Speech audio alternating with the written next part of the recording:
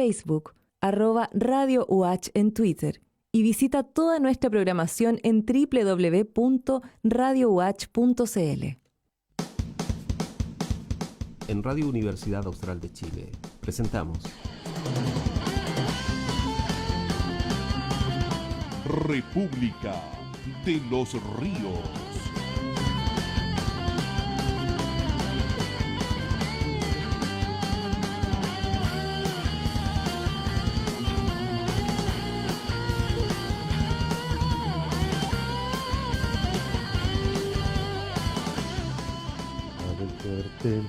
Hagan siempre.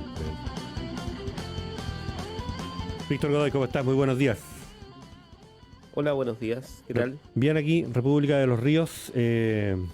Brevemente, antes de comenzar, la noticia del día para, por lo menos quienes nos han preguntado, es que a las 3 de la tarde aproximadamente va a llegar el nuevo transmisor de Radio Universidad Austral de Chile y vamos a iniciar los trabajos para restablecer la señal análoga para volver al dial de FM en el 90.1 en la ciudad de Valdivia. Y bien, pues una buena noticia, por lo menos para quienes hacemos radio Universidad Austral de Chile, no solo aquí desde los estudios, sino también desde sus casas, desde donde quiera que participen de esto, que queremos sea una conversación permanente que anime los procesos sociales, políticos, etcétera, de la ciudad de Valdivia y de todos los territorios con los cuales entramos desde este pequeño lugar de conversación en contacto cotidianamente con todo el mundo.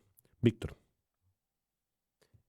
Cuando tú dices transmisor, estamos hablando de un aparato Sí.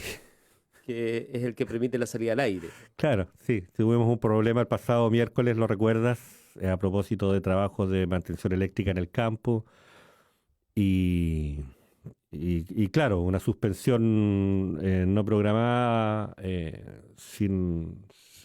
y accidental, por lo demás, nos provocó la pérdida de nuestro transmisor, en definitiva, el equipo que permite poner la señal de la radiofrecuencia en el dial. Por eso es que hace una semana que no estamos en el 90.1, pero hoy día esperamos tener el nuevo equipo y iniciar la instalación. No debiera pasar más allá de un par de horas para ya al finalizar la tarde estar de regreso, insisto, en el 90.1.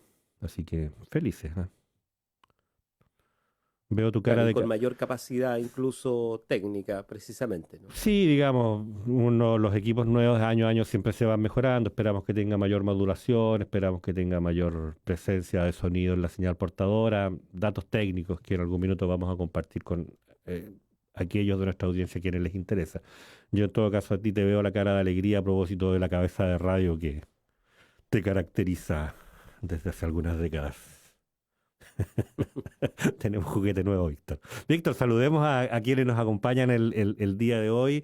Disculpemos a Karen Alfaro, nos dice que tiene compromisos académicos que cumplir. Claudio Fuentes también nos ha abandonado por el día de hoy. Esperamos tenerlos de regreso, pero sí tenemos, por supuesto, a protagonistas de la conversación matinal de Radio Universidad Austral de Chile de cada jueves. Saludémosla, Víctor. Démosles la bienvenida. Sí, está con nosotros Yanira Zúñiga, prodecana de la Facultad de Ciencias Jurídicas, Ciencias Sociales y Jurídicas, y también está Carla Marchán, académica de la Facultad de Ciencias en la Universidad Austral de Chile. ¿Cómo están ustedes? Bienvenidas. Muy bien, gracias. Yo Me alcancé alegro que vayan a rápidamente. retomar sus transmisiones. Ujú. Sí.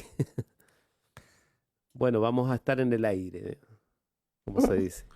Y alcancé muy rapidito a preguntarles nomás la situación del avance del semestre académico. Es algo que afuera igual se consulta a propósito de los estudiantes, de las estudiantes que permanecen en la región. No toda la gente que es de fuera de la región se fue de la región en esta pandemia. Hay estudiantes que se quedaron, que están viviendo aquí.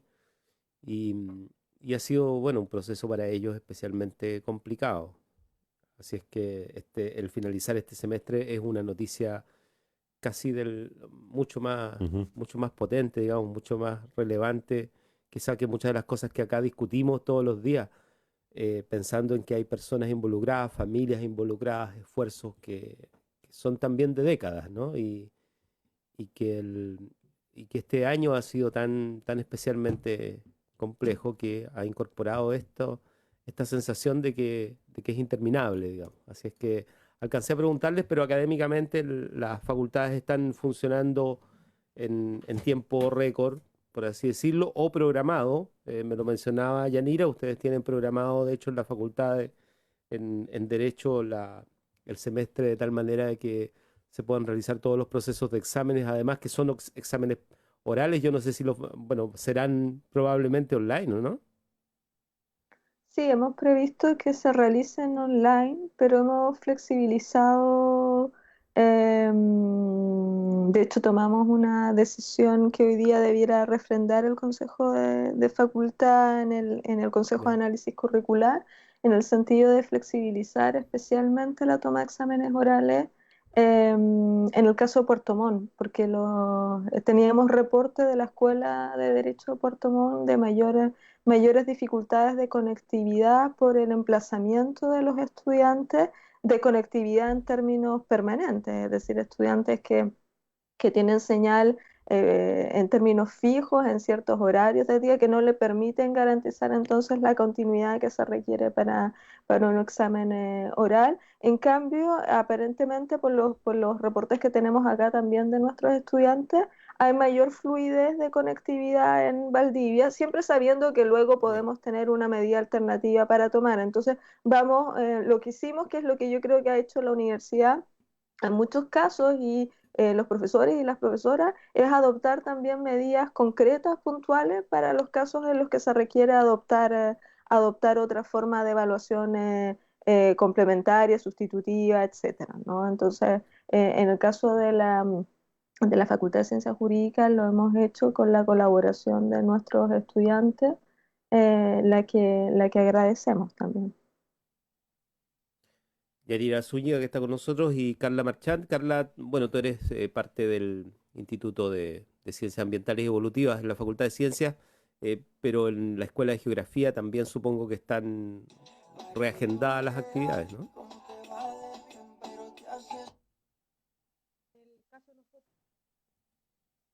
Carla, Te escuchamos bajísimo, Carla. Ahora sí, Sí, ahora sí. sí. sí. En el caso de nosotros, la de ciencia está, bueno, retomó Es sus actividades hace un rato. el bendito, este aparato blanco, Sí, el micrófono todos los días quiere trabajar. se escucha muy Quería bajo, probablemente haya que reconectar. reiniciarlo. A ver si me quedo así un rato y después lo Ahí, arreglo. mira, ahí está bien. Perfecto. Facultad de Ciencias retomó su actividad hace un buen rato ya. En el caso de nosotros, que tenemos en la Escuela de Geografía los terrenos integrados, que son una actividad fuera del campus, estamos trabajando alrededor de una semana en terreno. Decidimos reagendar los terrenos para enero, siempre y cuando las condiciones sanitarias lo permitan así. Entonces estamos hablando, tenemos 4 terrenos integrados nosotros durante la carrera y implica una logística importante porque es movilizar a un curso completo a otros lados. Yo voy normalmente con ellos a la Araucanía, entonces es bastante trabajo y tenemos que pensar cómo lo vamos a hacer. Claro. Y eso va a implicar a toda la... ¿Cuántos académicos están, por ejemplo, en la escuela? Digamos, es un buen ejemplo contarlo, digamos. ¿Cuántos académicos participan de la docencia de una escuela como la Escuela de Geografía? Son más de 25, 30, porque tenemos el grupo de profesores de los cursos mínimos más todos los profesores que prestan curso de servicio, que es una gran cantidad de todas las de 4 facultades principales. Entonces tenemos muchos repartidos en distintos lados. Sí. Sí, a veces Bastante, no se y para los conoce, terrenos vamos 2 a 3 profesores por curso a cargo de esos grupos grandes. exacto, a veces no se conoce bien el modelo de funcionamiento de la docencia, digamos, desde afuera. Y claro, tiene que ver con esto de que los académicos están adscritas a un instituto. En ese instituto, comillas, se entrega el servicio de docencia a múltiples escuelas, digamos, a múltiples carreras.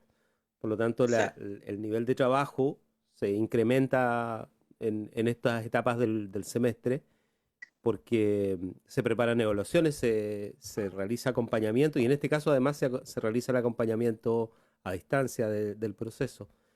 Bueno, ahí hay un tema que va a dejar muchas lecciones y que quizás esas lecciones no afloran rápidamente en el transcurso del día a día, pero va a dejar muchas lecciones respecto de cómo funcionar en el futuro también, seguramente, en la universidad. Nosotros nos reunimos aquí todos los jueves, además, para poder hacer otro ejercicio más, digamos. Le colocamos otro trabajo más encima a ustedes, que es comentar y analizar un poco la situación que nos toca vivir en términos de la situación nacional, también de la situación inmediata, digamos, de la región, de la zona sur. Es inevitable que en esta jornada podamos dialogar sobre la situación que ha tenido, inclusive llama la atención la cantidad de nombres distintos que se le da a una situación como la que desatan los desalojos de los municipios que habían sido tomados en función de una movilización en defensa de la salud, incluso del Machi Celestino Córdoba en la cárcel, que tiene una huelga de hambre seca, incluso ya avanzada y con deterioro importante de su salud. Hay una toma de municipios escalonada de organizaciones del pueblo mapuche y se produce esto de la entrada en el escenario, en la ecuación, de incluso un movimiento con nombre y apellido, o sea, con el APRA, con logo y todo, ¿no? Que aparentemente son sectores organizados de una concepción respecto de la relación con los mapuches bien especial, porque representan sectores que entienden que no debe haber movilización, que no debe haber, por lo tanto, discusión respecto de los derechos del pueblo mapuche más allá de lo que ya está consagrado en la legislación chilena y en los sistemas de asistencia, digamos, que en definitiva entienden el pueblo mapuche incluso como una minoría, ¿no? Desde el punto de vista de un país que supuestamente sería el Chile nuestro y que atendería necesidades especiales, digamos, de una minoría. Esa lógica que está muy instalada en Chile, acá la hemos comentado con distintas claves, racismo, clasismo a nivel nacional, digamos, que se mezclan en definitiva, que funcionan en una estructura social. Obviamente no queremos dar todos los elementos quizá que sean necesarios para entender este proceso, porque eso excede a todos, pero sí claramente aquí hay un momento en que la violencia aparece transformada en un instrumento de definición de qué es lo que hay que hacer y qué es lo que no hay que hacer, digamos.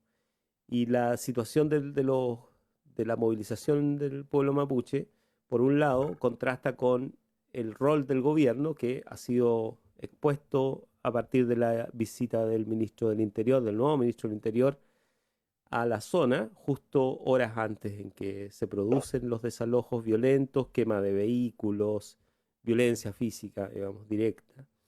Y tercero, el rol de las Fuerzas Armadas y de orden en torno a esta situación, dado que también entra en discusión y también es cuestionado, dado que aparentemente se liberó el territorio, digamos, ¿no? Para que ese concepto que usan muchas veces los periodistas, ¿no? Territorio liberado cuando la policía abandona un lugar y sucede algo ahí que nadie esperaba, ¿no? Y eso se ve muchas veces en los casos emblemáticos en seguridad, en orden y seguridad en el mundo, ¿no? Se habla de territorios liberados precisamente para que algún tipo de situación se produzca.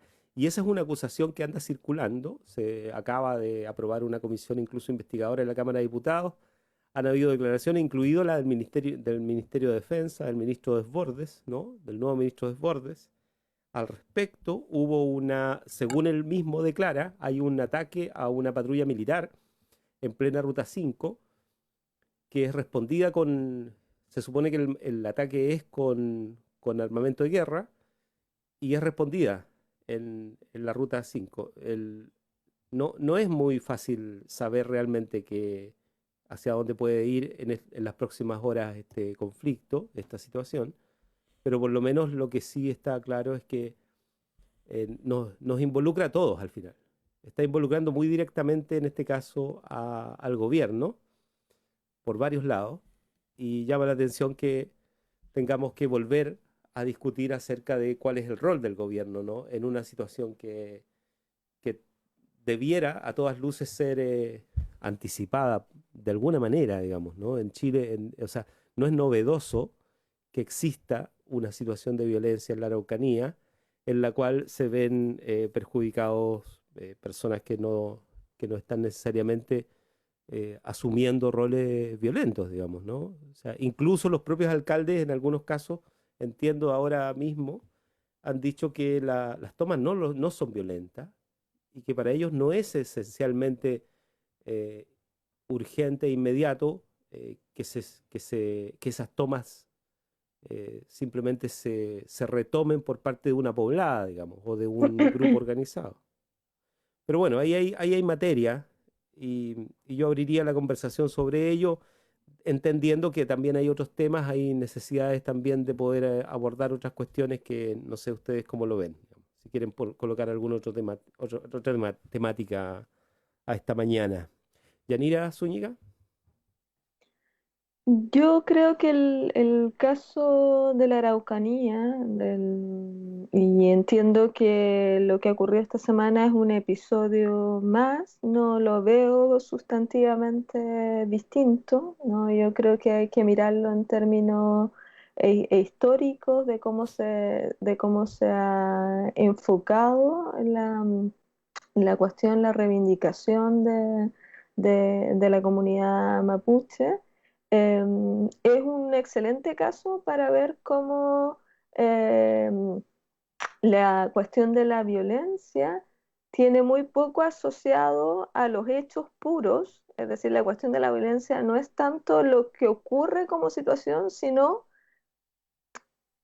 cómo se interpreta en términos de marcos conceptuales, porque lo que ocurre o los hechos que han ocurrido en la Araucanía no son sustantivamente distintos a muchos hechos que han ocurrido y que ocurren en Chile incluso cotidianamente. Estoy pensando, por ejemplo, ayer que miraba por casualidad un matinal y veía cómo los matinales reportaban la acción de los narcos en varias poblaciones en Santiago, ¿no? Con uso de armamento especializado, ¿no? Aparentemente incluso que proviene de fuerzas policiales o comprados en armerías por infiltración, policías emboscados, ¿no?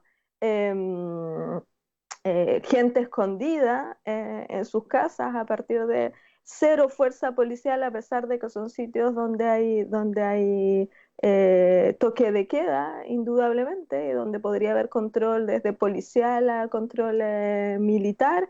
em, y sin embargo, yo no escucho a nadie hablar de pérdida del Estado de Derecho ahí, ¿no? Hemos visto durante el estallido social quema de micros, ¿no? Incendio, un delito que habitualmente es calificado como delito terrorista y solo es calificado como delito terrorista cuando se inscribe en la dinámica de la Araucanía y esos mismos hechos, en cambio, no son calificados como delito terrorista cuando ocurren en otro sitio. Por eso digo que al final es una cuestión que tiene mucho que ver con el enmarque social y político que le dan las autoridades y en este sentido es, por supuesto, imposible sostener que esto no tiene que ver con la manera en la que los gobiernos, no solo este gobierno, los gobiernos han venido tratando el tema de la Araucanía en términos de criminalizarlo, utilizar el dispositivo caracterizarlo de entrada como violencia y no necesariamente como protesta, lo que entonces hace que se encuadre de una manera distinta, ¿no? La protesta es un acto político expresivo de derechos, ¿no? De hecho está protegida por un régimen de derecho, al ponerlo, inscribirlo en la lógica de la violencia, inmediatamente se lo saca de lo legítimo, ¿no? Y se lo pone en el terreno de lo ilegítimo y además de lo susceptible de ser criminalizado. Y si a eso se le suma que esa violencia es calificada habitualmente como violencia terrorista, tienes todo el caldo de cultivo además para que surjan estas organizaciones sociales, ¿no? Que se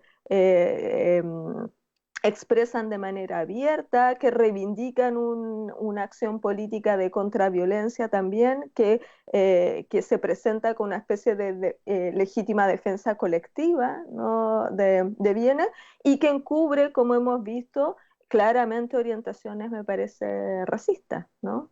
En las que nadie quiere además discutir, que ha sido una constante también en Chile, ¿no? Negar los problemas de racismo en Chile, verlos afuera, verlos en Estados Unidos, pero asumir que aquí no existen porque serían otra cosa, ¿no?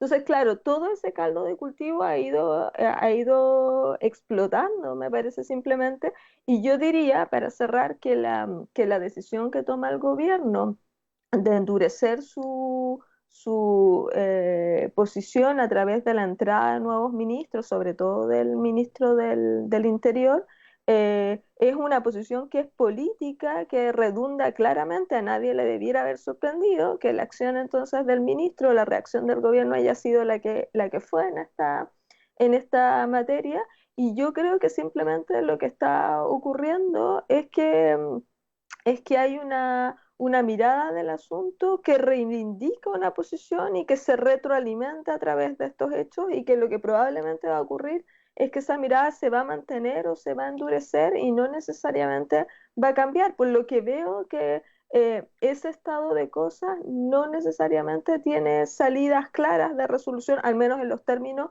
que yo creo que serían razonables, que son en el reconocimiento, además, de que no estamos ante una protesta cualquiera, estamos ante una protesta, ¿no? Que es legítima, que es reconocida como tal en todos los estándares internacionales, que está resguardada por derechos especiales. Lo que hace Celestino, el Machi, no es una acción fuera del derecho, él está reivindicando la aplicación de unas reglas específicas de un convenio ratificado por Chile que le permiten de manera explícita a personas que forman parte de comunidades indígenas tener un régimen penitenciario especial que sea sensible, ¿no? Con la representación comunitaria del cumplimiento de las penas y con el alejamiento de esas personas, sobre todo en el caso de él, que es una autoridad indígena, ¿no? Con la valoración que tiene la cuestión de la pérdida de la comunicación entre las autoridades y el mundo indígena. Es decir, no estamos hablando de una acción fuera del derecho, y el gobierno existe en poner todo esto en el plano de una discusión extra jurídica, fuera de la legitimidad cuando no lo es. Entonces, claro que se produce lo que hemos visto, porque los intérpretes o quienes manejan, ¿no? El encuadre interpretativo, la lectura política del asunto, lo ponen constantemente en esas coordenadas. Yanira Zúñiga, que está con nosotros, y Carla Marchán. Carla, Bueno, comparto los puntos de lo que menciona mejor sacar Yanira, y ahora sí, los audífonos. ahora sí, que escucho Sí, mejor perfecto. con ellos. Comparto con lo que menciona Yanira, y también como primer punto, condenar enérgicamente lo que ocurrió en Curacautín la semana pasada, el sábado. Yo lo estaba viendo en vivo porque sigo varios canales de la prensa local, y me parece realmente una muestra de una profunda desconexión con respecto a nuestra propia historia, a la conformación de nuestra raza chilena mestiza, donde todavía en Chile tenemos, o sea, Chile es uno de los países latinoamericanos que todavía tiene mayor cantidad de población indígena, estamos casi sobre un 12%. Entonces, lo que se vio en esas acciones, especialmente en lo que vi en Curacautín, nos da cuenta de que existe, por un lado, de esta perspectiva jurídica que plantea Yanira, y por otro lado, una dimensión muy poco resuelta con respecto a la conformación de una identidad nacional, con respecto también a un comprender y entender la historia y su contexto. O sea, lo que se escuchaba ahí, los cantos racistas, los cantos de odio y de incitación al odio, tienen en el fondo un profundo desconocimiento de la historia, de cómo se va a formar el conflicto mapuche, que es un conflicto muy reciente. em, y también en ese sentido yo creo que ese desconocimiento que las mismas personas demostraron ahí, tiene, es parte del problema, porque mientras nosotros como sociedad no nos hagamos cargo de este conflicto y de un conflicto que formula y que genera el Estado chileno, eso no podemos olvidarlo, la gente de repente no entiende el contexto histórico de larga data, es un conflicto de no reconocimiento de tratados que fueron firmados en 1825, o sea, estamos hablando que es algo reciente en nuestra historia, pero que ya estaba acordado en una cultura de diálogo que el pueblo mapuche siempre tuvo con el Estado chileno, o sea, eso ocurrió en un parlamento. Entonces, cuando se abogan consignas de odio, cuando se dice la violencia no es la forma para hacer esto, conversemos, dialoguemos, yo creo que si uno conoce un poco más la historia de cómo ocurre el conflicto de la ocupación de la Araucanía, se va a dar cuenta que la disposición a parlamentar siempre ha estado en los pueblos indígenas.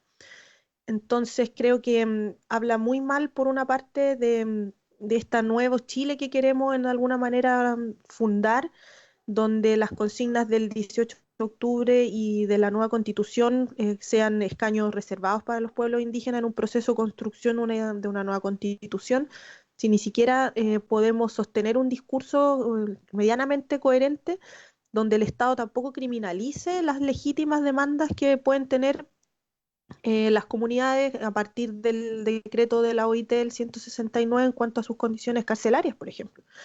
Entonces, me parece que lo que vimos el sábado es una muestra profunda yo lo quiero pensar que es un desconocimiento, que es una falta de sensibilidad con nuestra propia historia, que de alguna manera tiene que revertirse y no quedarse solamente en la dimensión de lo folclórico, que es lo que vemos siempre, o la dimensión de la integración y de la asimilación de los pueblos originarios a una cultura chilena que se siente dominante. Entonces, por ese lado, yo creo que la responsabilidad también de volver estos temas a la historia de Chile, de contar otras historias de Chile, yo en ese sentido creo que el trabajo que hacen muchos historiadores y periodistas como Pedro Cayuqueo es excelente y muy relevante y necesario para poder ponerle contexto a la discusión. Porque si no conocemos cómo ocurrieron esos hechos, vamos a juzgarlos en función de solo lo que vemos ese día, que es y lo que queda en el fondo en el imaginario de la mayor cantidad de las personas. La ciudadanía quiere recuperar su derecho a tener la municipalidad para los servicios que requiere, pero no estamos entendiendo el por qué si llegan a esas medidas de fuerza y como una toma, y que esa toma también tiene, y sobre todo que en las condiciones que ocurre. Entonces, que son pacíficas, que los alcaldes no pidieron que se intervinieran los municipios, y yo creo que ahí nos encaminamos a un tercer nivel de problema que me preocupa aún más, es la diferencia que existe entre cuando controlamos a civiles, no sé, en Santiago controlamos las disposiciones del toque de queda en una zona, entre comillas, conflicto. En el video que yo vi, partía 8:30 de la noche y había muchísima gente, llegó el toque de queda, la gente seguía afuera y no se veía ni un solo carabinero. Los pocos que habían estaban adentro, militares no había ninguno. Entonces, si la intención hubiera sido controlar esa situación, lo habrían podido hacer, pero no se manifestó en ese momento y da para pensar que el Estado de Derecho funciona y está diseñado en el fondo para algunas cosas y no para todos los sectores que componen la sociedad. Entonces, me preocupa mucho y debo decirlo, me sentí muy mal. Nosotros de la Escuela de Geografía trabajamos en la zona de Curacautín y Lonquimay, en estos terrenos integrados que les comentaba anteriormente, y la experiencia que hemos tenido de nuestro trabajo académico, el mío de investigación en la Araucanía, con comunidades mapuche ha sido siempre de respeto, ha sido siempre de escucharnos, de un profundo compromiso, y ver esto que pasó fue algo que a nivel personal me afectó muchísimo y terminé pidiendo disculpas que por vergüenza ajena a mis amigos de la zona. Me parece que como sociedad tenemos que enérgicamente condenarlo porque no responde a ningún modelo de un Chile diferente que queramos hacer. O sea, me cuestiono en ese sentido si verdaderamente hay algún cambio concreto y real al respecto y a esta convivir de manera pacífica, que no hay que olvidar que el Estado chileno fue el que el primero lo quebró. Eso. Carla Marchán, que está con nosotros, académica de la Facultad de Ciencias. Está Yanira Zúñiga también, prodecana de la Facultad de Ciencias Jurídicas y Sociales, o Sociales y Jurídicas, perdón. Está Miguel No, Ángel Millán jurídicas también y con nosotros. sociales. Jurídicas y Sociales, ahí está. Todos los días aprendemos algo, Miguel. Bueno, está instalando un transmisor, así que hay que disculparlo. Yo les quería comentar además que a propósito de esto, hay muchos elementos noticiosos que se van sumando minuto a minuto, hora tras hora.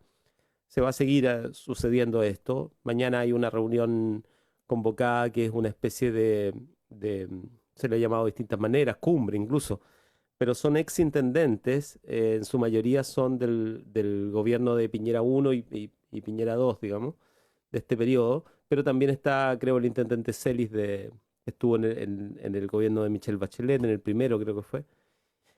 Y se supone que es una convocatoria que llama a la paz, etcétera, pero que ya ha sido cuestionada precisamente por organizaciones mapuches por el hecho, un poco por lo que decían ustedes también, digamos, esto no es un tema que se resuelva solamente con un llamado, incluso desde el mismo actuar del poder central, digamos, ¿no? De cómo el poder central ha llevado todo este tema durante las últimas décadas.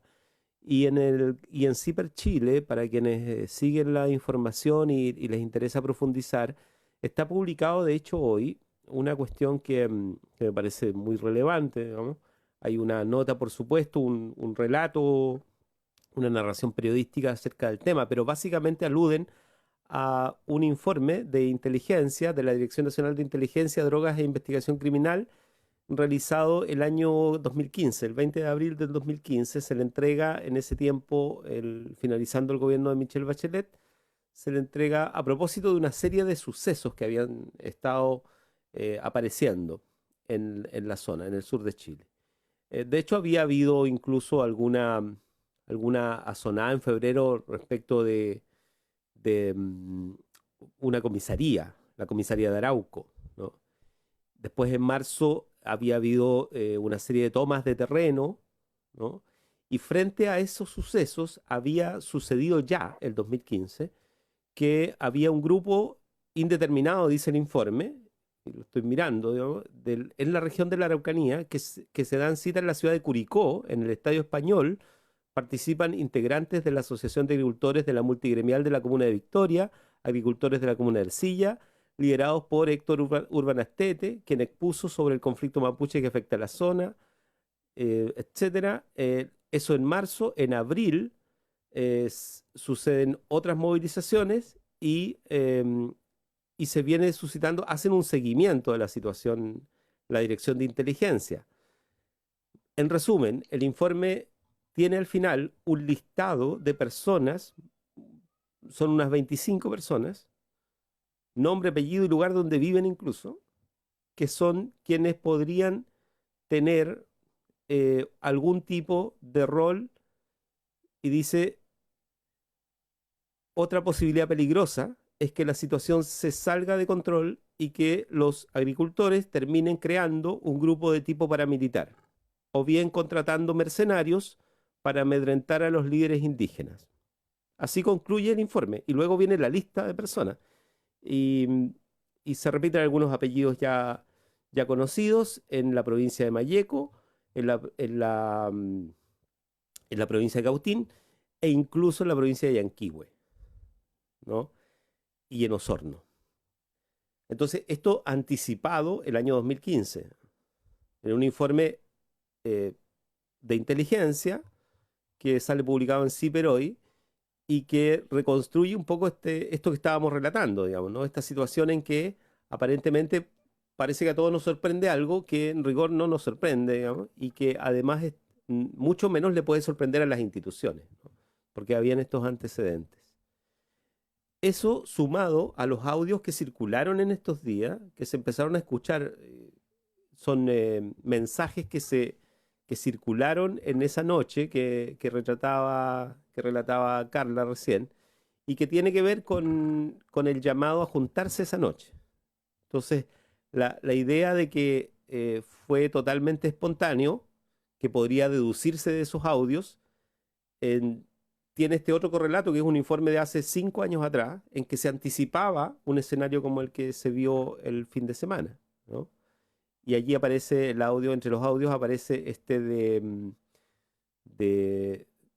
una persona que es conocida, que incluso fue candidata a elección popular, que es parte de este movimiento que es el APRA, ¿no? Y que llama a juntarse, el APRA se llama APRA porque es la sigla de Asociación para la Paz y la Reconciliación, ¿no? Gloria Navellán, que ha aparecido esto además profusamente en todos los medios, la televisión, qué sé yo, en que ella envía un mensaje y ese mensaje alude a que se reúnan lo antes posible en este tono. Ya, señores, ¿cuántos levantan la mano para ir? De aquí a las 12 nos juntamos en la plaza, necesito saber cuántos contamos, no vamos a ir, no sé, 10 hueones, dice, porque nos van a sacar la cresta. Tenemos que ser por lo menos 30 o 40 con palos porque ahí nos van a pegar, etc. Sigue el relato, digamos. Pero básicamente esto pareciera ser un llamado que le surge espontáneamente a una persona. Y el contraste es que un informe de inteligencia 5 años antes incorpora el nombre de esa persona en un listado de 25 otros que podrían estar en situación de organizar incluso un grupo paramilitar, según el propio informe lo dice. O sea, de eso estamos hablando. ¿Cuántos informes más deben haber que tampoco hemos conocido? Yanira Zúñiga. Sí, yo no había visto la información que mencionas que está publicada en CIPER, la leeré, pero claro, en el fondo yo diría que tampoco es sorprendente porque es evidente que lo que está aquí es una cuestión mucho más estable en términos estructurales, y por eso yo decía que hace un rato, o es la sensación que tengo, que tratar de purgarlo de los componentes de racialización es algo que no está capturando completamente el asunto. Es decir, aquí no hay solo una disputa, en mi opinión, sobre tierras, ¿no? Que en algún sentido la institucionalidad chilena se ha ido proveyendo de instrumentos para resolver la dimensión patrimonial, por decirlo de alguna manera, del asunto, y ha ido invirtiendo también dinero en hacerlo en el último tiempo, pero claro, el enfoque que se ha mantenido ha sido esta idea, ¿no?, de transferencias territoriales, no siempre por vía de negociaciones, con compra de terrenos a personas, dicho sea de paso, a muy buen precio, ¿no? Esos Claro. terrenos que se han comprado para luego restituir a comunidades. Eh, y con una especie de enfoque que es el que mantiene especialmente este gobierno, que es ese enfoque de dualidad, ¿no? Dejemos la cuestión como política o de la violencia, como si se pudiera desinscribir, ¿no? Y concentremos en una especie de política que asuma que la cuestión mapuche, por llamarlo de alguna manera, es un problema de pobreza. No, esa siempre ha sido la apuesta del gobierno, y entonces enfoquémonos en políticas de transferencia y algunas, eh, perdiendo completamente de vista, y yo por supuesto no creo que eso sea casual, sino que es una decisión política, las dimensiones de reconocimiento que se expresan en peticiones de autonomía, ¿no?, que han estado siempre en la discusión de algún grado de reconocimiento de gestión autónoma de esos territorios, que por lo demás no es ninguna novedad, ¿no?, en otros países, ¿no?, que ha estado desarrollada con bastante éxito tanto en países latinoamericanos como en países del norte como Canadá, ¿no? Entonces tampoco es que estemos aquí con una especie de construcción de una especificidad y que no podamos tener a la vista experiencia comparada. Y claro, la dimensión de desigualdad racial, es decir, qué tanto un factor aglutinador de esto no es solo la cuestión patrimonial o los recursos que están detrás, ¿no? Que son recursos cuantiosos también de la industria extractivista del sur de Chile, sino que tanto hay un factor aglutinador simplemente de esa cuestión racial que sabemos que mantiene estructuralmente los problemas en el resto del mundo. Lo hemos visto en el caso norteamericano, ¿no? Cómo esos problemas están latentes, no se hablan y explotan de tiempo en tiempo, ¿no? Como estos estallidos que polarizan a las sociedades, porque lo que tenemos detrás son factores que tienden a polarizar. O sea, al no haber tenido ninguna acción, ¿no? sobre esa cuestión, pero ninguna acción, es decir, ni siquiera el reconocimiento de un problema, ¿no? de desigualdad que tiene este componente, por supuesto que no se puede avanzar, pero eso no es casual, eso responde también a una mirada, ¿no? en la que se prefiere favorecer ciertos intereses, ¿no? que son intereses económicos y respecto de los cuales también hay múltiples vínculos hoy día con la clase política en términos transversales, no solo con las personas que hoy día están gobernando, sino que ha existido desde los gobiernos de la transición. Y entonces, claro, se ha instalado una situación que tiene muy poco margen de acción y que puede radicalizarse en los términos que señala ese informe, es decir, con la formación de grupos paramilitares, porque pareciera que están puestos todos los ingredientes para que eso ocurra, de no producirse una interrupción de ese curso de acción, puede ser efectivamente que lleguemos a eso. Yo confío en que algunas de las bases del proceso constituyente ayuden para descomprimir, sobre todo con el reconocimiento de escaños indígenas y con la posibilidad de avanzar entonces a un estatuto de comprensión política con alguna expresión jurídica, espero, relevante, de un reconocimiento de autonomía, gestión y de otra forma entonces de estructurar, porque claro, la cuestión, como recordaba Carla, es que en los inicios de la relación, ¿no? del Estado chileno y la población indígena, se reconocía la existencia de dos pueblos y dos estados, ¿no? que negociaban en términos de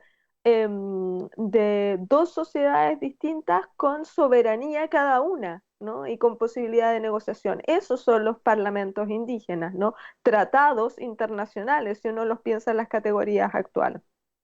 Pero hoy día no reconocemos esas dos categorías, ¿no? ¿no? Y el no reconocerlas, y es eso lo que hace en algún sentido avanzar a los regímenes de autodeterminación, que reconocemos soberanías políticas, ¿no? Y permitimos que eso se exprese en planos de negociación que le reconocen también la posibilidad de agencia colectiva a ese otro pueblo, ¿no? Y que ya no lo transforman en otro que no se respeta, sino en otro que es en algún sentido otra sociedad que tiene otra cosmovisión, otra visión política que es legítima, ¿no? Y nos reunimos, ¿no? Y conversamos con esas personas. Ahora no, son vistas como otra cosa, como grupos de delincuentes, como grupos de subversión, etcétera. Ese es el encuadre al que yo me refería, y ese encuadre, por supuesto, que al menos yo personalmente que creo que solo lleva a radicalizar el uso de la violencia. Aparentemente eso es lo que estaría sucediendo. José Elwin lo dijo en estos días, mencionó esto de que el dato, no nuevo, pero sí él decía, esto agrava la situación en la que estábamos, este marco del que habla Yanira precisamente, dado que está el odio racial exteriorizado en acciones y la complicidad, dice José Elwin, de autoridades de gobierno. O sea, que en definitiva en el escenario no hay agentes que entren a, dicho mal y rápido, enfriar la situación, sino al contrario, digamos, ¿no? Se agrava rápidamente, se escala la situación. Carla Marchán está con nosotros. Carla.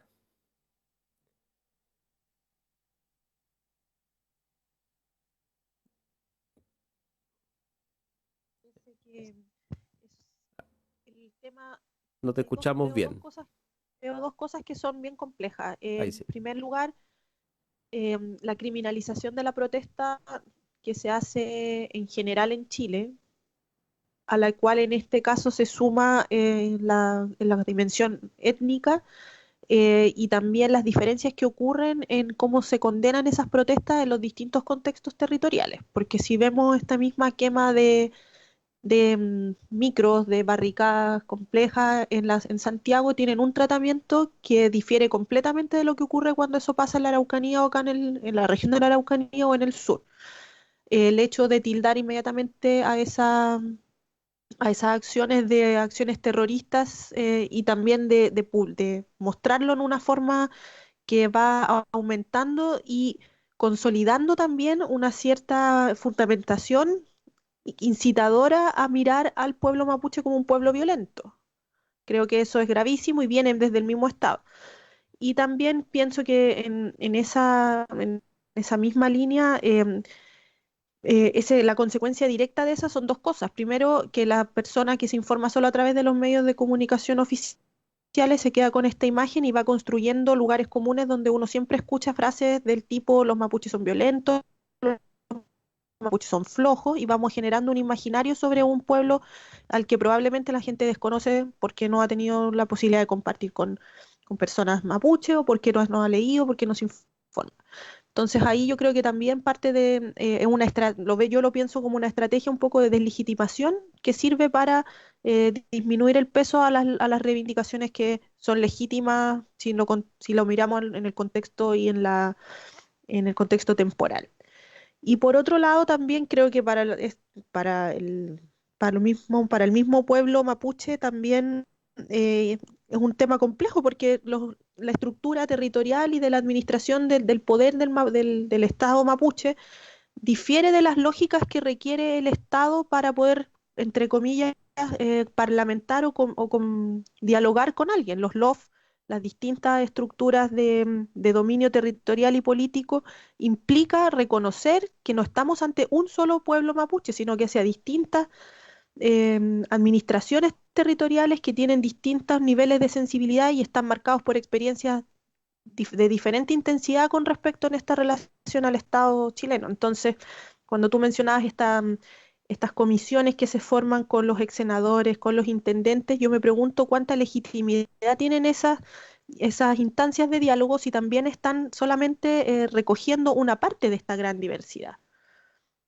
Y esa gran diversidad se ve siempre como un problema, pero en el fondo, si queremos ir y atacar efectivamente ese problema, debemos comprender que esto no es solo una cuestión de tierras, que esto no es entre un grupo homogéneo, que obviamente van a haber grupos que van a estar más radicalizados en sus demandas y sus posturas de autodeterminación, porque tienen una experiencia de saqueo previo que uno no puede condenar si lo ve desde la otra perspectiva. Entonces, creo que el valor de la experiencia y de incorporar esa dimensión en conflictos como este es fundamental. O sea, me sorprende. Y cuando uno escucha distintas personas que opinan, políticos y todo, siempre caen en esta tendencia de homogenizar todo.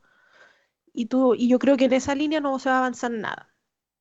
Y finalmente otra cosa que me preocupa bastante es em, todo lo que no se cumple en los tratados internacionales contra el racismo. O sea, Chile ha firmado muchas de ese tipo de declaratorias internacionales, y lo que vimos el día sábado en la Araucanía es racismo puro y duro, y yo no vi a nadie condenando eso desde el gobierno, condenándolo enérgicamente.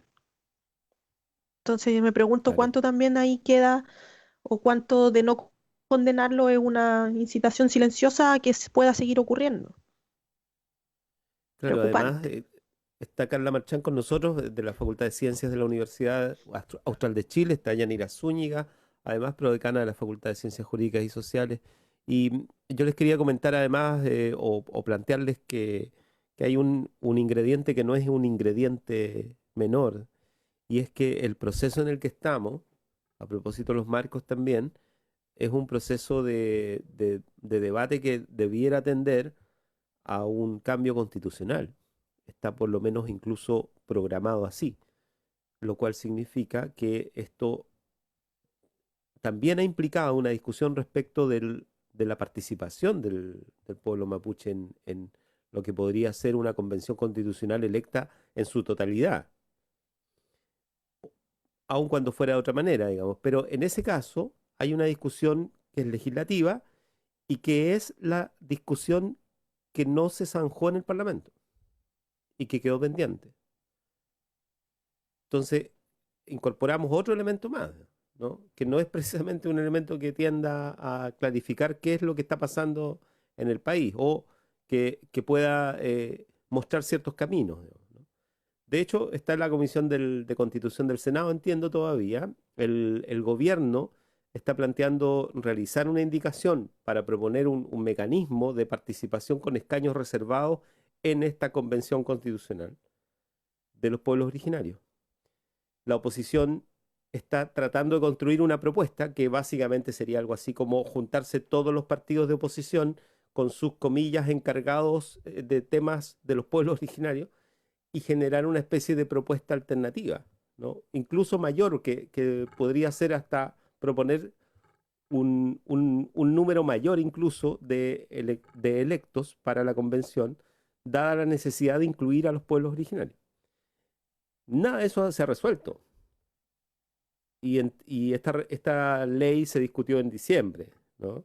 A propósito del acuerdo del 15 de noviembre, y no se zanjó. O sea, y en definitiva no lo zanjó el poder legislativo. O sea, más allá del gobierno, de los roles políticos que cada uno pueda tener, el propio poder legislativo no resolvió una cuestión de mecanismo que implicara una forma de participación para el proceso en el que estamos. Lo cual llama la atención también, porque eso significa que este tema es como se dice tradicionalmente, se chuteó hacia adelante, ¿no? Y cada vez que eso sucede, en el caso de las legislaciones, es porque no solamente porque no hay acuerdo, sino porque además se anticipa de que podría ser que nunca lo hubiese, digamos, que nunca llegasen a un acuerdo. Se incorpora ese otro asunto, digamos, a propósito de que además estos días han sido de circulación de información respecto de confirmar que sí se hace el plebiscito y que ya es algo, ¿no? El 25 de octubre. Yanira Zúñiga. Sí, efectivamente yo diría que esa reforma que quedó pendiente, porque recordemos que se aprobó, aunque se discutió largamente la reforma para participación de independientes, que fue la primera en realidad con la que se llegó a acuerdo, luego la de paridad, que fue un poco más complicado, pero que como sabemos también se aprobó, y justamente el tercer pilar de esa idea de constituir un órgano que tuviera elementos de inclusividad, ¿no? Bajo los estándares que hoy día se están discutiendo como necesarios, ¿no? de inclusión. En este caso, el tercer pilar en América Latina es evidentemente poblaciones indígenas. Quedó sin resolver. Yo entiendo que está retomándose, como dice Víctor, que estaba en la Comisión de Constitución, y yo diría que ahí hay dos grandes problemas.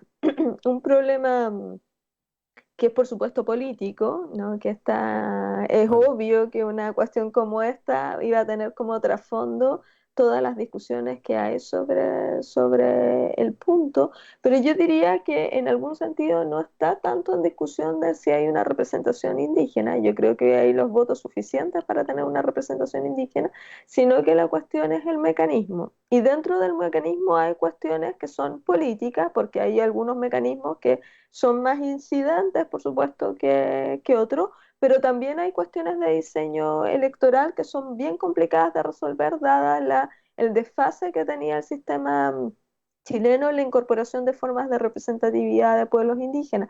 Y una cuestión bien relevante ahí es la cuestión de un censo indígena.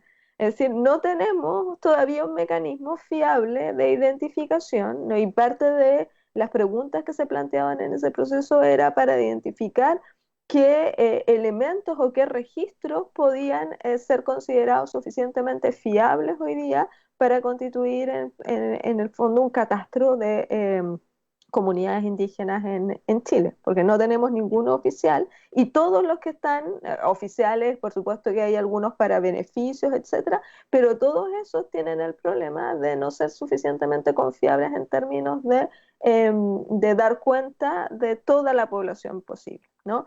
Y luego las otras cuestiones son también operativas como la población indígena solo vota por indígenas o vota también por los otros convencionales constituyentes, se aplica paridad o no se aplica paridad, porque no todas las comunidades indígenas están de acuerdo, ¿no? Y ahí hay un problema también de una cierta, a veces falta de consistencia entre la agenda de género y la agenda de diversidad cultural, entonces no era tan fácil saber, y más bien lo que yo entiendo es que se estaba avanzando en una construcción de un mecanismo de escaño sin necesariamente obligación de paridad o atenuando la obligación de paridad. Entonces, con lo que estoy diciendo es que a tu pregunta, que sí, yo creo que hay por supuesto que hubo un retraso y basta ver que se privilegió la tramitación de otras agendas, por supuesto algunas de carácter social, como hemos visto, como el 10% y el permiso de postnatal, ¿no? Por nombrar un par que han sido muy discutidas, pero otras también de criminalización, ¿no?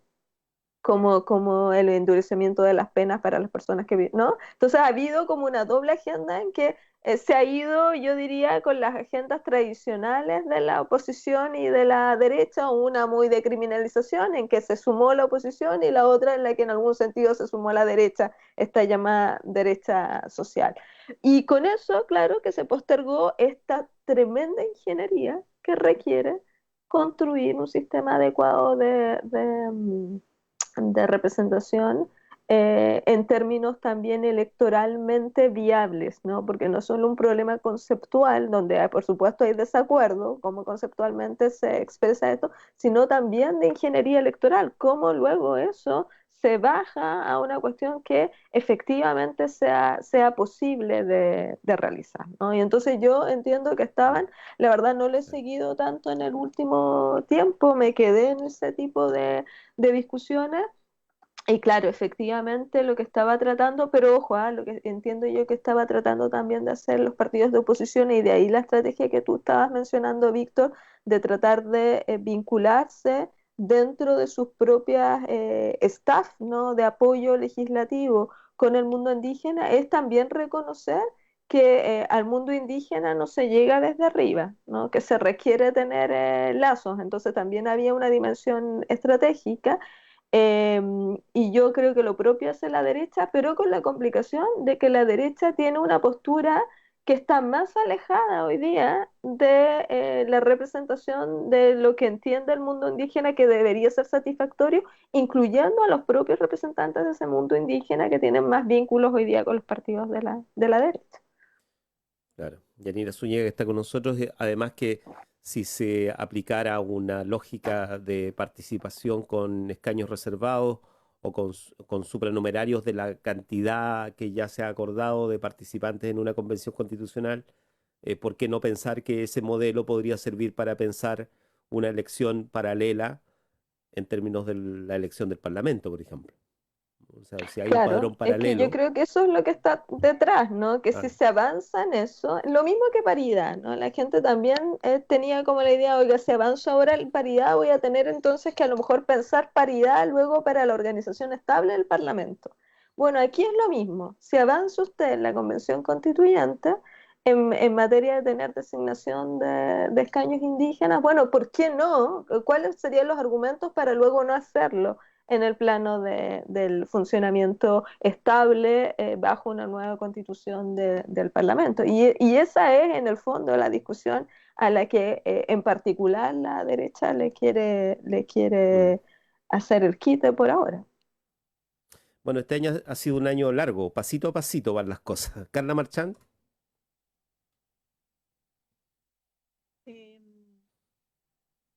Creo que tenemos poco tiempo para resolver muchas cosas. Faltan 2 meses y medio para el plebiscito y para que eso ocurra con la mayor legitimidad posible es necesario que todas estas inquietudes que estamos planteando ahora tengan sean acogidas y tengan una amplia respuesta que sea contundente y también que permita incorporar también no solo al pueblo mapuche, o sea, también tenemos otros pueblos indígenas en Chile que también Sí, claro. tienen sus propias reivindicaciones territoriales y de reconocimiento. Entonces, creo que ahí también hay que hacer un esfuerzo necesario para ampliar la mirada y también incluirlos a ellos dentro de esa orgánica electoral que, como decía Yanira, debe ser muy compleja, yo no la desconozco por completo, pero que permita asegurar que la representatividad no esté solamente en el pueblo mapuche, sino también en estos otros pueblos. Y por otro lado, a pesar de este poco tiempo, yo vuelvo al punto inicial de la conversación, el tema de qué manera hacernos más cargo la, sobre lo que implica el cambio constitucional en este nuevo Chile que se quiere, entre comillas, refundar, implica completamente un cambio de lógica en cómo se consideran muchas cosas de la forma en que funcionan los lugares, los territorios. O sea, lo que mencionábamos anteriormente, eh, los indicadores, la falta de la existencia de un censo que permita entender a las comunidades, no desde las perspectivas que siempre son impuestas desde el mundo occidental. Si pensamos, por ejemplo, cuando Yanira decía lo del censo, pensaba en los registros que tiene la CONADI para identificar las comunidades indígenas. Eso no tiene necesariamente un correlato con la realidad espiritual, la realidad territorial de las comunidades. Es un registro, entre comillas, artificial que surge para regularizar un problema que nuevamente impone una lógica de pensamiento desde el Estado chileno de manera vertical hacia los pueblos, hacia el pueblo mapuche. Entonces, en ese sentido, yo creo que necesitamos mirar también el ejemplo de otros lugares en Latinoamérica que no son tan distintos a nosotros para poder pensar en otras formas de cogestión. O sea, si, por ejemplo, del territorio. O sea, si nos cuesta tanto y nos duele tanto pensar en la autonomía, como es algo que a mucha gente lo encrispa solo de escucharlo, la autonomía territorial para los pueblos indígenas, ¿por qué no avanzar en un proceso quizás de mucho más lenta y larga duración, iniciando, por ejemplo, la autonomía territorial de los usos comunitarios de la tierra en algunos sectores donde las comunidades tengan interés? Un poco parecido a lo que ya ocurre en Isla de Pascua. ¿Por qué no? O sea, yo creo que en ese sentido es necesario pensar que una incorporación y una relación más armoniosa entre el Estado chileno y la del pueblo mapuche y en general con los otros pueblos indígenas implica revertir las lógicas en que se ha venido gestionando y administrando el poder y esa relación de poder supremo que existe e invisibilización de la otredad, en el fondo de pensar que no todos somos iguales y no tenemos por qué serlo, por mucho que el Estado chileno sea unitario.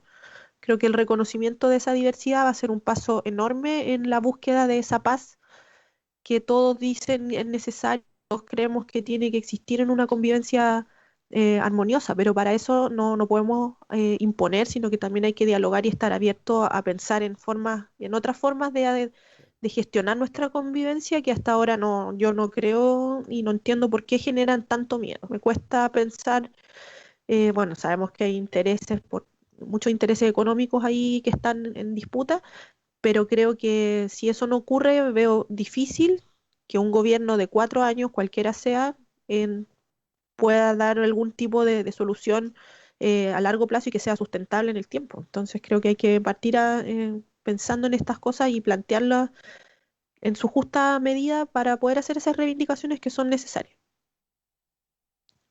Carla Marchand está con nosotros también y Miguel Millar, Miguel Ángel Millar. Miguel, no te escuchamos. Ahora sí que no te escuchamos. Pero estás en el estudio, te veo. Víctor. Sí, ahí está. Sí, dígame, profesor Godoy. Estaba en la sala Queríamos técnica integrar a la conversación, o sea, es bien interesante en todo caso que esta temática podamos darle un tiempo adecuado. Lo hemos tratado de hacer en estos días a pesar de esto de la discontinuidad de la programación. Mm.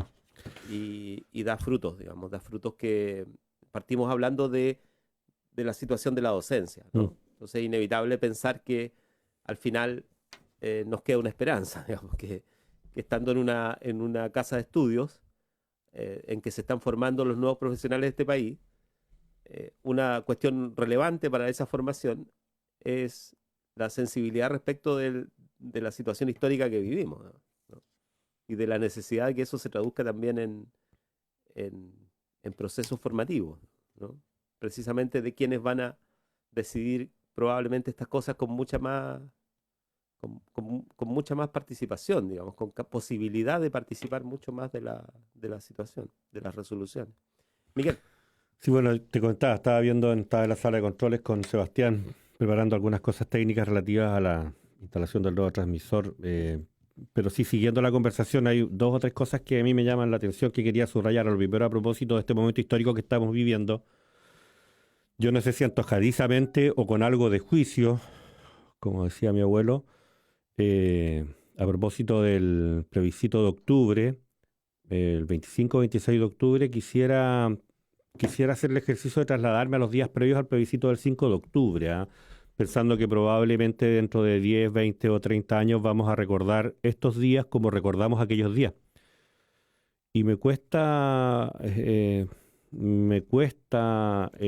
ese horizonte, en lo que creemos que ha cambiado el país o en lo que creemos que no ha cambiado, entender, significar lo que está ocurriendo con el pueblo mapuche, con los pueblos originarios, con las primeras naciones, como queramos mencionarlo, dependiendo del punto de vista en el cual queramos pararnos para observar esa realidad.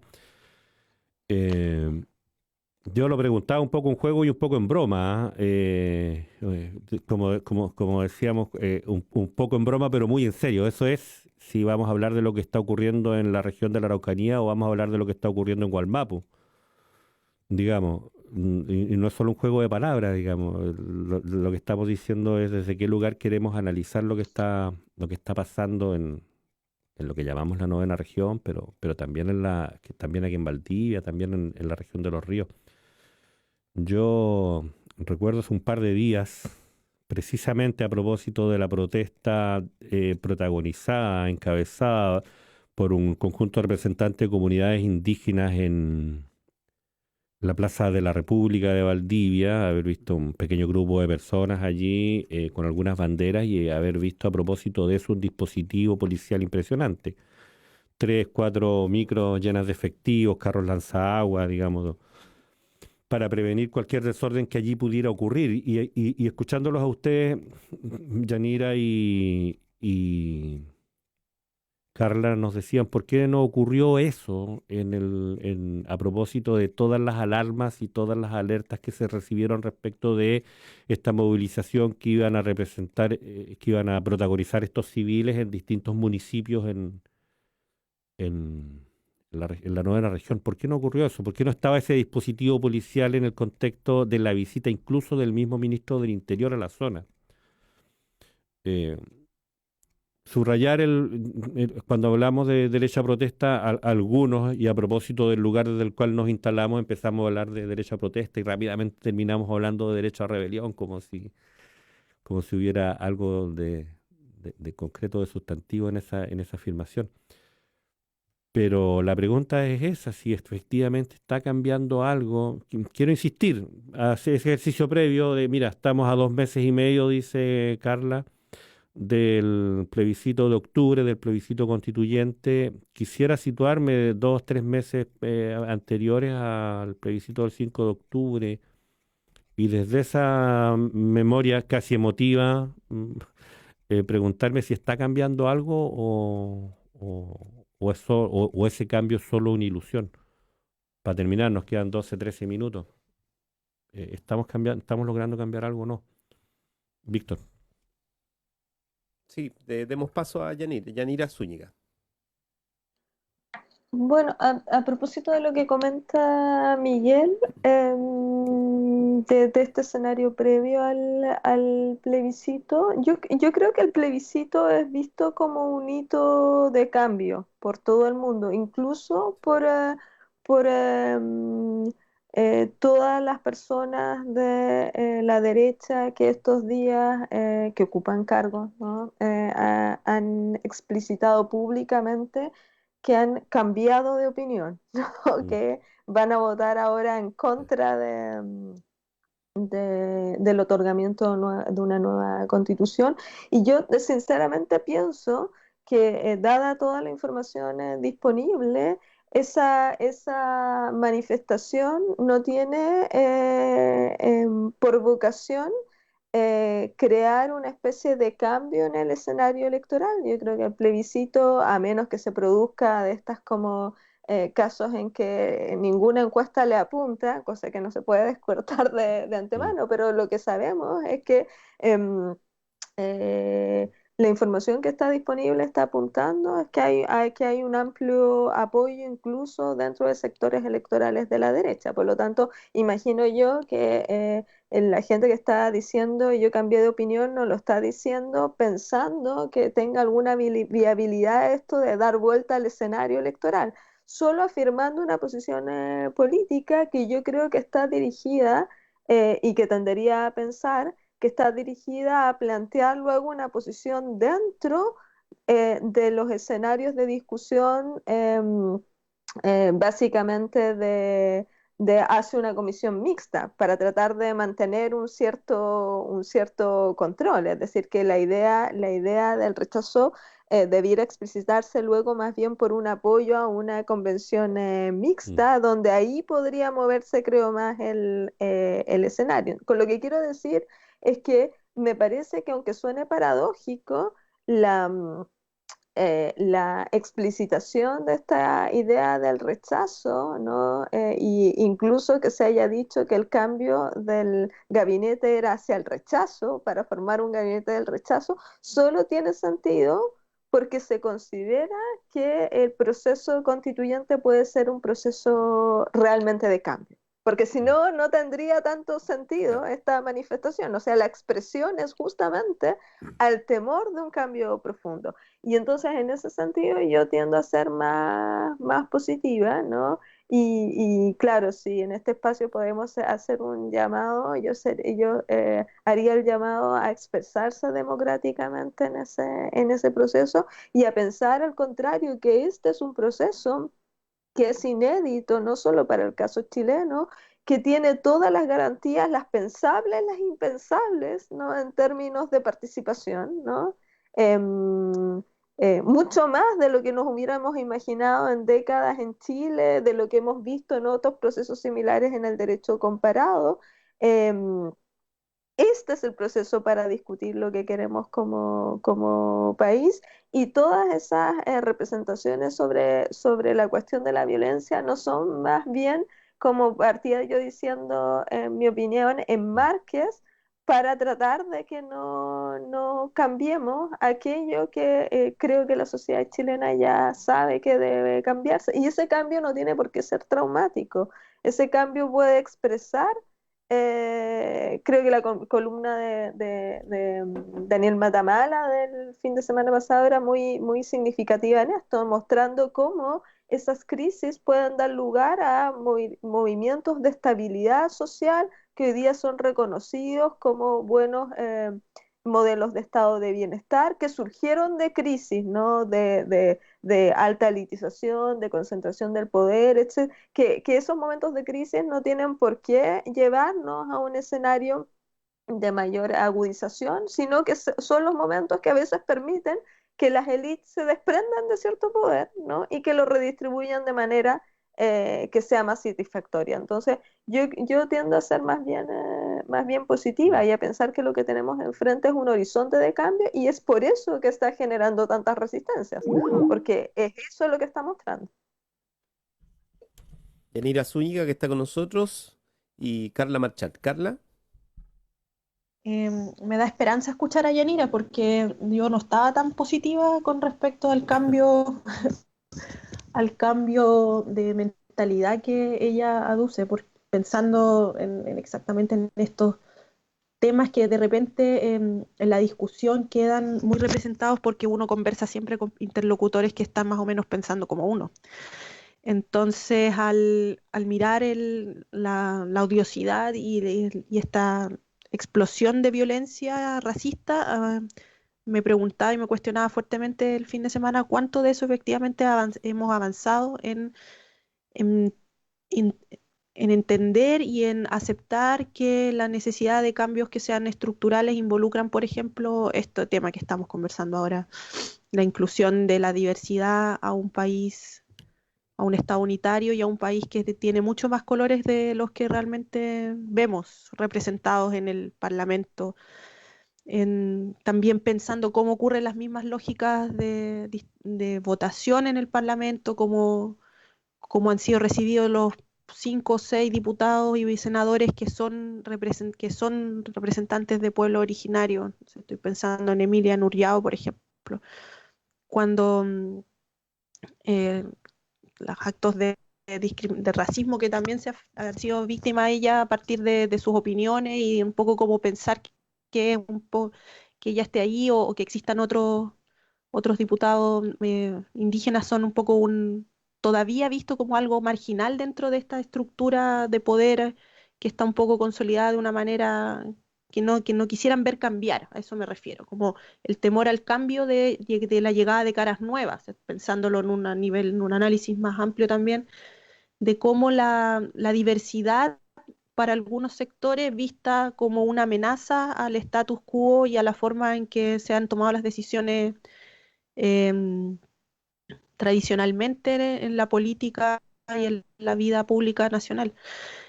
Entonces ahí todavía tengo mis reparos y espero equivocarme, espero que efectivamente estemos a la altura del cambio que viene. Las encuestas han mostrado algunas que el apruebo va avanzando, pero si lo nuevamente lo vinculo con este clima que mencionaba Miguel anteriormente, yo era muy pequeña cuando fue el plebiscito, pero tengo recuerdos de eso y me acuerdo también de la esperanza del cambio que yo veía en mis padres, por ejemplo, con esta idea de empezar una nueva fase en el desarrollo de la vida. Entonces creo que en ese momento se va a juntar un poco con la llegada de la primavera, la mayor la flexibilidad en las medidas del confinamiento, quizás.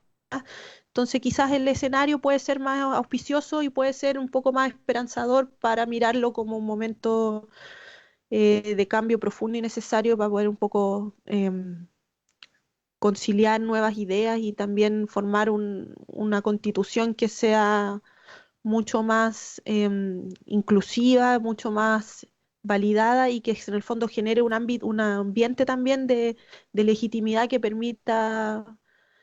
permita seguir discutiendo en el futuro y incorporando más de estos temas que hemos visto. O sea, lo pienso en el sentido también cuando se hablan, no sé, dentro del ámbito del medio ambiente, de la constitución ecosocial, mucho de lo que ahí surge a partir de estas ideas tiene que ver también nuevamente con ciertas partes de la cosmovisión de los pueblos indígenas, en cambiar estas lógicas que están centradas en las personas, en el ser humano, y también ampliarla a una dimensión donde, no sé, la naturaleza también es parte como un elemento más en tomar en cuenta en esta forma nueva de ordenar nuestro vivir. Entonces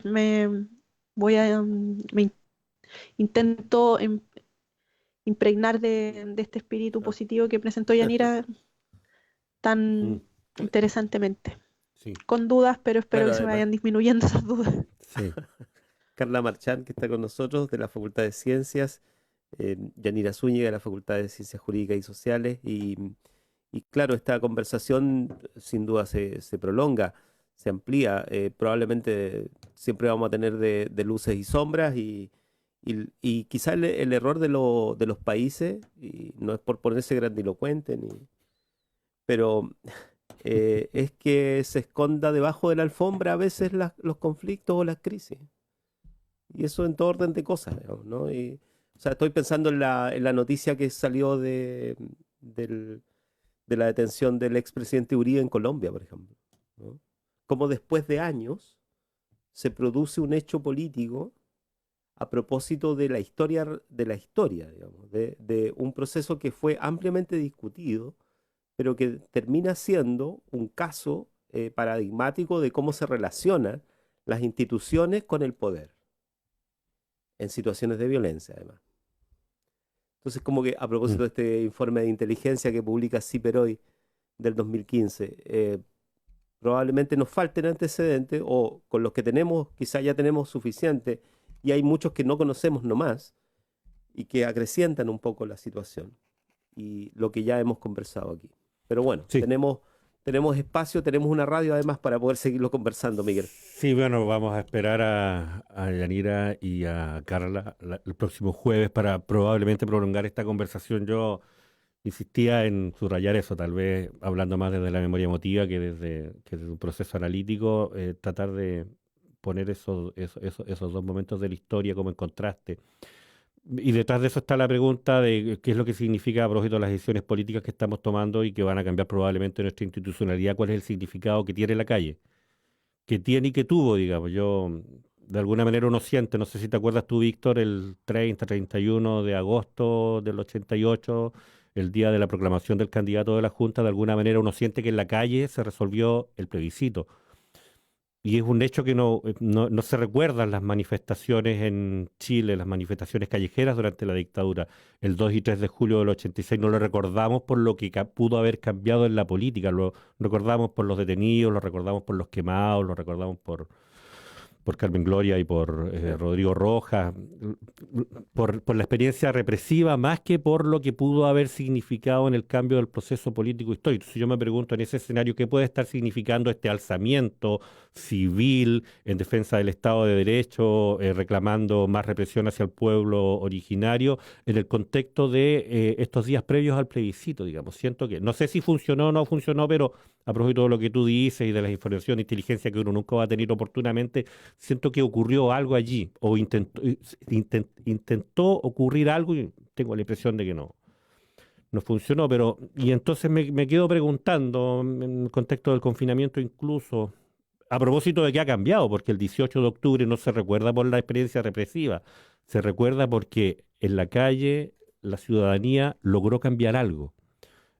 Por ahí va mi inquietud, no, pero probablemente, como dice Víctor, y gracias a la presencia de Yanira, de Carla, también de Karen y de Claudia, quienes extrañamos hoy día, probablemente vamos a tener tiempo todavía para darle cuerda a esa conversación en lo que resta de aquí al plebiscito de octubre.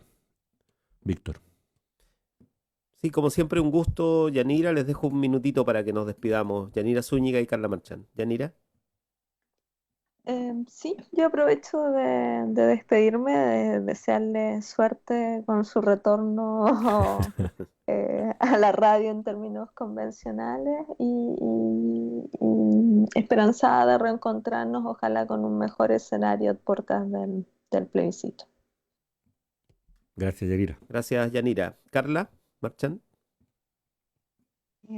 Bueno, solamente volver al punto inicial de repensar esta historia colonialista que nosotros tenemos. Estaba mirando los comentarios en el Facebook y claro, o sea, hay una visión y una política colonialista que hay que revisar y transformar para que eso pueda realmente, para que este proceso sea válido, para que pueda ser legitimado por todas las partes involucradas, pues, y que nos pueda llevar a mejorar, a pensar en un buen vivir. Así que con esas reflexiones quedarnos, tratar de esperar de profundizarlas en los próximos semanas y que nos faltan antes del plebiscito, y desearle a ustedes y a los que nos escuchan un muy buen fin de semana. Sí. Y gracias por la oportunidad de conversar estos temas que son muy, muy interesantes. Sí. Víctor, un breve comentario. Gracias a ti, Carla. Víctor, quiero hacer un breve comentario a propósito de lo que dice Carla. A nosotros siempre nos dicen por qué no leerlo en comentarios. Entre las políticas que hay que revisar las políticas de visibilidad de Facebook, porque te prometo que a mí durante la transmisión me las ocultan. Estoy así como, tú nos comentaste hace como media hora que los revisemos y no logro acceder a ellos, y una vez que terminamos la transmisión en vivo, por alguna extraña razón, recién puedo visibilizarlos. Así que vamos a quedar en deuda a ver cómo resolvemos ese problema para que también quienes quieren participar con sus comentarios a través del muro de Facebook puedan hacerlo en estas conversaciones. Gracias, Carla. Yanira, muchas gracias. Se pasaron. Bien. Gracias, nos encontramos. Chao. Chao, chao. Chao, Miguel. Chao. En Radio Universidad Austral de Chile hemos presentado República de los Ríos.